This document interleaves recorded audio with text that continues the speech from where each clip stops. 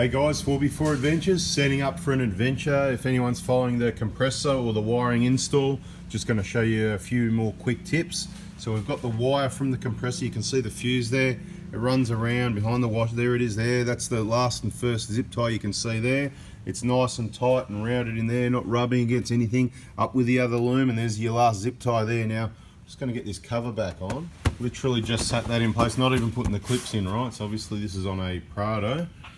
You can see the wiring comes in. That's secured there with the zip tie, secured here with a zip tie, so that's strong, nothing's pulling on that.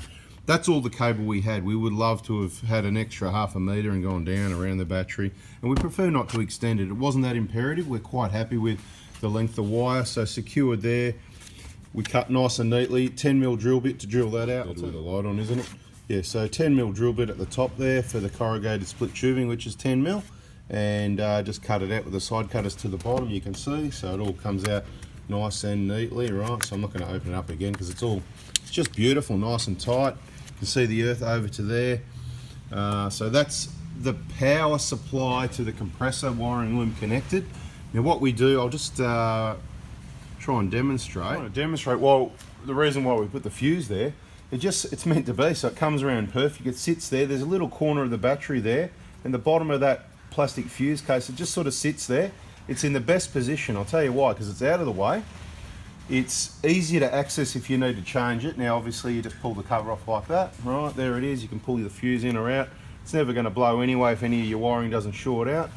And the best way to keep that safe from corrosion is having it sitting up the correct direction, like it is, just like that. So that should be good. Corrugated split tubing all the way up to the end. We've taped it up at each end as well. That fits in tight, so just slot it in there, pull the battery in tight, it just sits nicely in there, and then your wiring loom continues onto your compressor, so pretty straightforward. Now let's just test the theory. Blue and red. One's to power up the switch, and one's for the lighting of the switch, which we said in another video. We don't need the lighting of the switch, so we're just going to coil that up with the rest of this and not use it. The less wires, the better.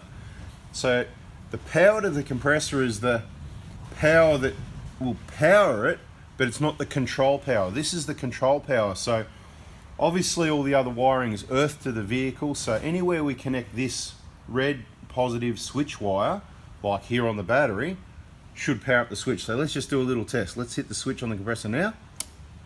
Nothing, right? Because it's not powered up. Now let's just do this test. I'm just going to literally, we'll just get my finger and just hold that on there like that, and then hit the switch. Right, it's up to pressure just like that, okay? So that would tell you, just demonstrating to show you the obvious things, that red wire needs power for the compressor to be able to work. So if you only want it to work on accessories or work on, when the actual power's on, like all the lights on the dash light up, they're the power sources you need to find for this wire, okay? So you can run it through the dash for one of those. I haven't actually sussed it out. I don't think there's one out here. There's probably one somewhere, but I don't know what it is. Or you can just connect it direct to your battery, and it's going to work any time you hit that switch. So not now because it's not connected. Only needs that smaller. It's not, this is obviously the battery you would want to run your compressor off if you're going to pump up your tyres without your engine running. If you need to do it quietly, hook up your compressor to this one even closer. You might be wondering why I hook it up to the one over the other side. Because I do it with the engine running only, because you get more volts. That's the cranking battery. That's where the key amount of charge is going first. That's where I want to be connected to get minimal voltage drop, maximum power, so the compressor's maximum fully powered up, and it does it quicker, which obviously keeps it cooler by doing it quicker and having more available voltage. So that's about it really. So I'm completely undecided still where I'm connecting that red wire, so bada bing, who knows. Okay, compressor install complete, and I'm about to show you what we did with the wire. So you can see the clips are still out. One of the final mods that will be part of the free battery competition is going to be the charging system that will go on soon. We're just waiting on a bracket. But other than that, the dual battery set up. We haven't got the power connected for the USBs that are going to go in behind the dash and all those, and which ones we use and all that sort of thing. But that little red wire, so we've got all the wires neatly.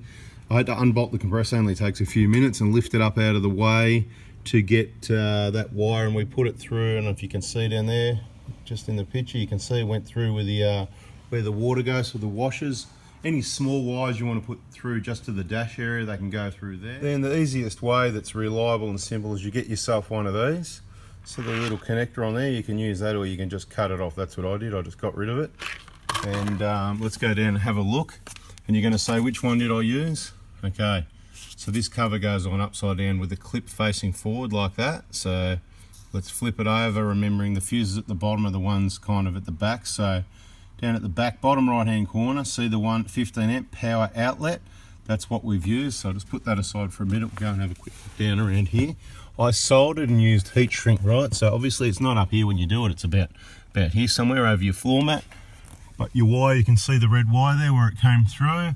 And I just ran behind there so it was neat. And it just comes around. You can see the soldered heat shrink wire. It's the blue fuse at the corner there.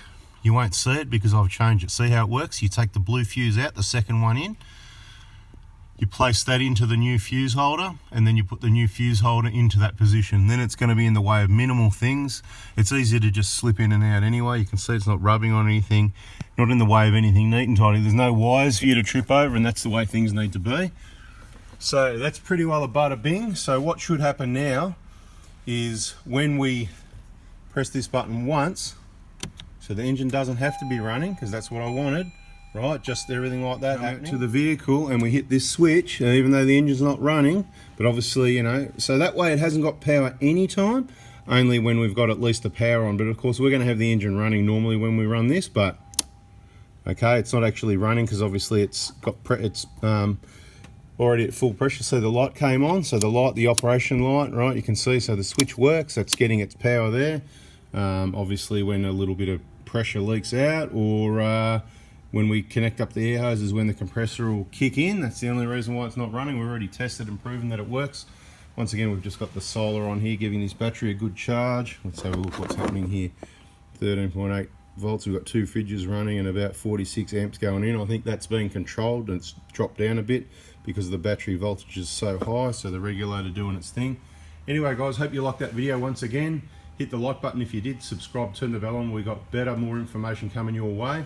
That completes mod number 24, I think it was, wasn't it? 25 is going to be a quick, easy one, but yeah, stay tuned. Subscribe both of our YouTube channels if you don't want to miss the information you need to win one of these batteries, and there's going to be other prizes also. Once again, thanks for watching, guys. Catch ya.